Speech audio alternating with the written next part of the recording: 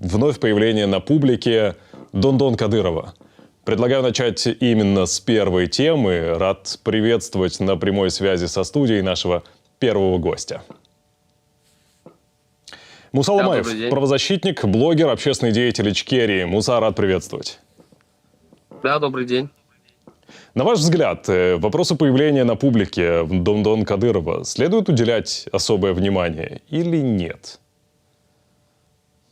Ничего особого в этом нет. В разные периоды Рамзан Кадыров так громко появлялся, громкими заявлениями и пытался дать такой энергичный такой ритм, который Рамзан Кадыров уже не выдерживает. Считаю, что его появление связано с тем, чтобы очередной раз показать, в первую очередь, нам, чеченцам, потом россиянам и уже украинцам, а дальше уже всему миру, что у них все хорошо, все под контролем. Он каждый раз, когда появляется, он появляется в несколько новом амплуа. Даже не столько амплуа, да, давайте так. Внешний вид у него меняется почему-то. Довольно часто. Ну или не так, не довольно часто, а каждый раз, когда он пропадает и вновь появляется на публике, он немножко другой. На сей раз многие из тех, кто увидел это видео с Рамзаном Кадыровым, значит, на велотренажере и так далее, обратили внимание на то, что он очень сбросил вес, значительно. Ну, то есть назвать его внешний вид внешним видом здорового человека язык не поворачивается на данном этапе. Раньше то же самое было, да, но это было связано с лишним весом или с некой опухшестью такой постоянной его. Известно ли вам, что с ним происходит? Насколько мне известно, вот его раздутие и сдутие связано с его медицинскими препаратами. Что-то вроде химии, если можно так сказать. В момент активной фазы он появляется в эфир как раздутый, а когда уже спадает, тогда он появляется сдутый. Вот с этим это связано. Но тут не нужно как бы брать внимание его внешний вид. И считаю, что в данном случае нужно смотреть на то, как он говорит, и именно как он пытается говорить, и что он говорит. Муса, что вы имеете в виду? Ну, мы же услышали, да, то есть, значит, с ним все в порядке, злопыхатели могут расслабиться, поскольку ничего плохого с ним не происходит, отличное здоровье и так далее. Обычно, когда звучат подобные заявления, обычно, когда нужно словами доказывать, что твое здоровье в полном порядке, это означает, что он на самом деле хромает, или что ситуация далеко не такая хорошая, как хотелось бы ее представить. Нет, тут получается, что у него механический голос, отработанный текст, который он должен на публике зачитать, без комментариев, без какого-то вот этого пафоса кадыровского. Просто нужно машинально зачитать текст, и чтобы дальше уже не показывали Кадырова в эфире. Вот на что нужно обращать внимание. На что это указывает, на ваш взгляд? О чем это может говорить? Окружение Кадырова очень сильно беспокоит физическим, в первую очередь. Во вторую очередь, чтобы Рамзан Кадыров не потерял свой статус главы республики.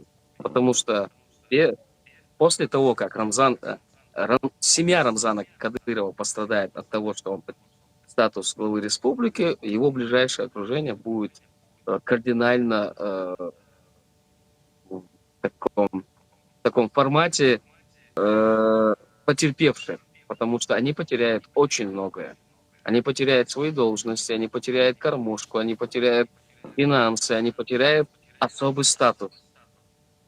И они очень сильно беспокоятся за то, чтобы Рамзан Кадыров также продолжал представляться главой республики, и его физическое состояние для них в первую очередь очень важно.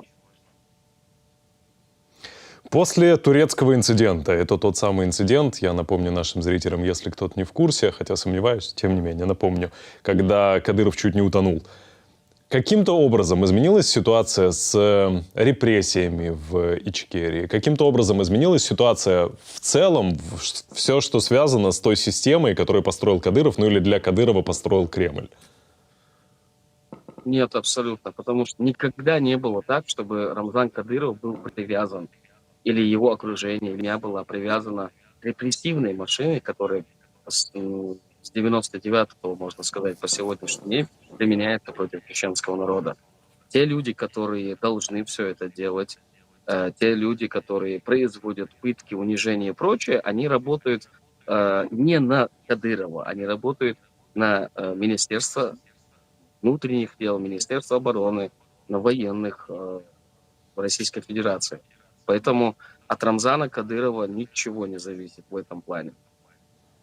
Даже если мы допустим, что вот сейчас Рамзан Кадыров умер, там где-то в каких-то отделах пыточных, на пыточных площадках люди не перестанут все это делать, потому что Российская Федерация им это говорит делать. В таком случае, с чем связано продолжение преследований тех, кто является прямой оппозицией Кадырову? Тех, кто сегодня борется за свободу Ичкерии? Или непосредственных борцов, или людей, которые непосредственно связаны с ними? Я сейчас, например, говорю о Зареме Мусаевой. Прочитаю текст. Шалинский городской суд Чечни приговорил к 3 годам и 11 месяцам колонии поселения мать оппозиционных активистов Зариму Мусаеву по обвинению в дезорганизации работы исправительного учреждения. Она якобы, отбывая другой срок, напала на представителя ФСИН, значит, поцарапала ему шею, и за это получила дополнительный срок пребывания за решеткой, ну или в неволе. Во-первых, нету никаких доказательств того, что это нападение действительно имело место быть. А во-вторых, сразу колония поселения и так далее. Ну вот эти репрессии, они же тоже продолжаются. Они конкретно направлены на представителей оппозиции. Почему так? И, кстати, что вам известно об этом конкретном деле Мусаевой? Во-первых, я желаю скорейшего освобождения из заложников, из статуса заложников этой женщины. Меня очень сильно оскорбляет эта ситуация, потому что это женщина, чеченская женщина, которая подвергается преследованиям со стороны кадыровцев Российской Федерации. Такое не должно было произойти. С мужчинами, да, мы уже привыкли, что с мужским населением Чечни в разные периоды, в разных местах это происходит. Но вот женщину, когда ставят в такое положение, это крайне невозмутимый шаг на самом деле. Считаю, что в данном случае кадыровская структура Зарему Мусаеву живую оттуда не выпустят. Им дана установка довести эту женщину до смерти. В силу, тут даже речь не о оппозиционной деятельности и ее сыновей. Тут даже не об этом. Это такая мишура на самом деле. Тут самое сильное, что задело Кадырова и кадыровцев, то, что ее муж, будучи одним из тех чеченцев, которые в самое трудное время для чеченского народа помогал Российской Федерации установить закон на территории оккупированной Чеченской Республики, стал в оппозицию Кадырову. Вот истинные причины преследования Заремы Мусаевой и подвергания вот этому унижению, причины кроются именно в этом. Повторяю, не оппозиционной деятельности ее сыновей, это такая ерунда на самом деле.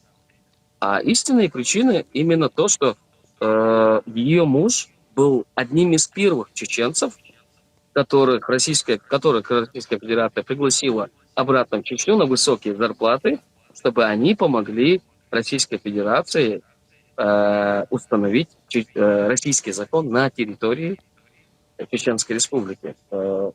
Кстати, ее муж был федеральным судьей, который осуждал таких, как я. Но в один определенный момент, когда нужно было какому-то приближенному Кадырову его место, вот с этого момента оппозиция началась у Янгулбаевых. И страдает эта женщина. Я не знаю, каким нужно быть человеком, я имею в виду вот эти чеченцы, кадыровцы, которые сегодня пытаются всеми правдами и неправдами найти какое-то обвинение против этой женщины и довести ее до смерти. Каким нужно быть человеком? Ну, Тогда, если я правильно понял, это деяние конкретно Кадырова и его окружения, да? Это, ну, назовем это личной местью, я могу так утверждать? Я бы не сказал, что это исключительно только Кадыров. Это как бы российская структура. Мгм. Это именно российское законодательство. И ее же преследует, ее пытается оставить в тюрьме, заключение имеется в виду, посредством российского закона. Они же они не подвергают ее, например, э, если бы ситуация была другая, кадыровцы сделали бы так, чтобы она умерла. А тут ее наказывают тем самым законом, которым руководствовался и который представлял ее муж долгое время. Интересно, как Кремль или ставленники Кремля распространяют свое влияние или пытаются, значит, быть замешанными сразу как в глобальных каких-то вопросах, так и в локальных. Или в данном случае как в локальных вопросах, так и глобальных вопросах. Например, что я имею в виду? Федеральная служба безопасности Российской Федерации задействовала спецназ в оперативных мероприятиях по делу бывшего госсекретаря Дагестана Магомета Султана Магомедова. Силовики высадились на территории нефтеперевалочного комплекса «Дагнефтепродукт» с вертолета. Затем провели обыски на рабочем месте и в особняке фигуранта. И это все с целью, значит, с целью ареста активов теневого хозяина Дагестана. Как всю эту историю преподносит Кремль? Зачем, как вы считаете, или каковы истинные цели Кремля в этом вопросе? И каково истинное влияние того самого Магомедова? Считаю, что данное как бы преследование человека — это отголоски тех громких уголовных преследований после того, как главой республики стал Меликов. Меликов и начал с финансовых махинаций, ареста того чиновника, другого. Я считаю, что это одно из этих дел. Ничего такого исключительного в этом нет.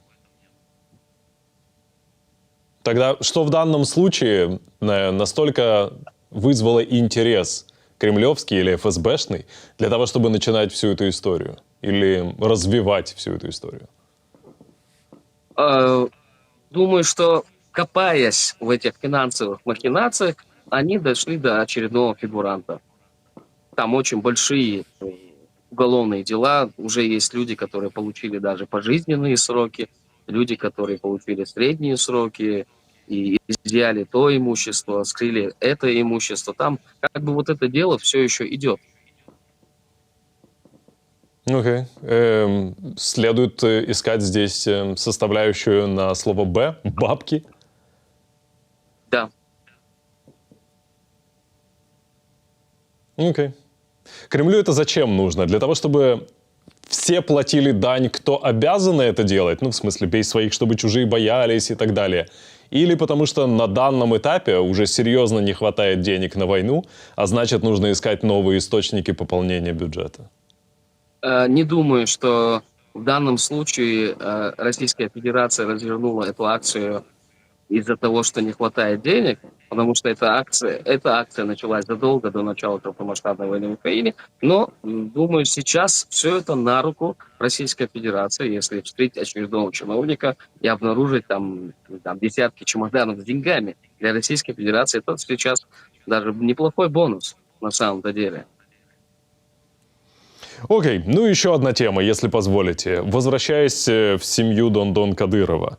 Сын главы Чечни, 17-летний Адам Кадыров, назначен куратором сбора гуманитарной помощи от республики для жителей сектора Газа. Об этом сообщили в департаменте по взаимодействию с религиозными и общественными организациями республики. Тут сразу первый вопрос, который возникает. Еще одна должность для Кадырова-младшего? Он и так собиратель титулов, должностей, орденов и так далее. Зачем еще одна? И есть ли здесь какие-то скрытые смыслы? То есть эта должность нужна для того, чтобы продвинуть некие иные интересы, которые на первый взгляд незаметны. Ну, в данном случае эту ситуацию они должны были взять под контроль, потому что бесконтрольный поток в какие-то фонды пожертвования, которые вышли за рамки какой-то определенной суммы, а люди привозят сдают свои машины, сдают свое имущество, сдают деньги и прочее под эгидой сбора средств на помощь Палестине. И это вышло как бы определенные рамки и заинтересовало именно вот кадыровцев, которые и так кормятся за счет чеченского народа. Поэтому это все взяли под контроль, и сейчас все это будет происходить только через кадыровские фонды, и кадыровские фонды будут собирать вот эти свободные деньги, которые народ жертвует в лучших побуждениях, в лучших намерениях палестинскому народу. Но я уверен, что 90% из собранных уже кадыровскими фондами денег на помощь палестинскому народу, 90% из этих денег осели в карманах и вот этого сына Рамзана Кадырова и прочих. Да, если не ошибаюсь, это называется, по-моему, «сидеть на потоках». Окей, а почему Да, конкретно вот. Адам Кадыров? Это стало модным. Другого объяснения этому нет. Ну, Потому что окей. кто-то толкнул, именно назвал имя этого парнишки, кто-то где-то на федеральном уровне, кто-то толкнул, и все, это пошло. Это такая цепная реакция. Вот кто-то назвал, определил, например, да, Адама Кадырова. Вот, и окружение Рамзана Кадырова подхватила эту волну. Тут получается, если ты хочешь получить должность, если ты хочешь продвинуться по должности, если ты хочешь получить там какой-то участок, ну, имеется в виду где-то какой-то, где доход есть, то ты должен подмазать сына Рамзана Кадырова. И если ты подмажешь его, то у тебя есть высока вероятность того, что ты получишь то, что ты хочешь получить. Вот как это работает. До того, как вот этот сын Рамзана Кадырова появился со всеми вот этими э, медалями и прочими, ликвидной, такой твердой валютой для окружения Рамзана Кадырова был Рамзан Кадыров. То есть случались такие смешные даже случаи. Чеченец приезжал, например, из России или из Европы на крутой тачке, ну, на хорошей машине приезжал. Но нет этой машины в Чечне ни у кого. И тут же приезжали кадыровцы и говорили, что на этой машине должен ездить Рамзан Кадыров. И забирали эту машину. Сейчас то же самое происходит и делается в отношении сына Рамзана Кадырова. Клановость, рэкет, и все это под федеральным контролем. На Интересные штыках времена. российской армии, при поддержке российской армии. Не будет российской армии, не будет спецслужб, не будет федерального бюджета, ничего этого не будет. Чеченский народ однозначно возьмет ситуацию в свои руки и все поставит на свое место. И Кадыров и окружение Рамзана Кадырова на 100% очень хорошо знают, что они на коне, грубо говоря, только при условии, что российская армия и российская власть будет укрепляться и укореняться на территории Чеченской Республики. Только при этом у чеченского народа сейчас ничего никто не спрашивает, чеченский народ ставит перед фактом. Да. Муса, спасибо большое. Спасибо за предоставленную информацию, спасибо за аналитику, спасибо за инсайты, которые мы услышали сегодня. Продолжим следить за развитием событий. Муса Ломаев, правозащитник, блогер, общественный деятель Ичкерии, был с нами на прямой связи.